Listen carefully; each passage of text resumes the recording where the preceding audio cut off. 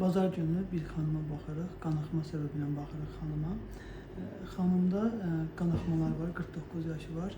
Bu yaşlarda anormal qanaxmanı normal qəbul etmirik. Yəni 25 yaşına qızda olan kimi yanaşmırıq bu xanımlara, daha aqressiv yanaşırıq.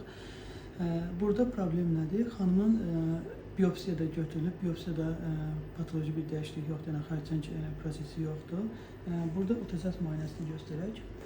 Əsas dərdimiz bu endometriuma təzyiq edən yumru bir görüntünün olmasıdır. Böyük ehtimalla bu adenomiyoz görüntüsüdür, yəni adenomiyoza da bənzəyir.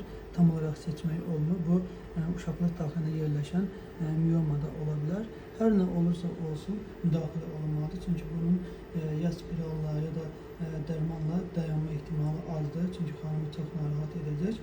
Ona görə məsləhət gördüyümüz xanımın yaşını nəzərə alaraq uşaqlığı tamamilə çıxarmaqdır.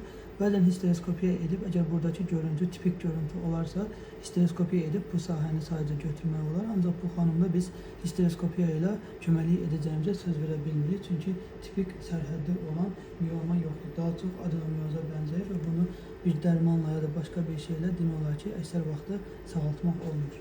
Yəni, daha konkret bir müalicəyə ehtiyac var.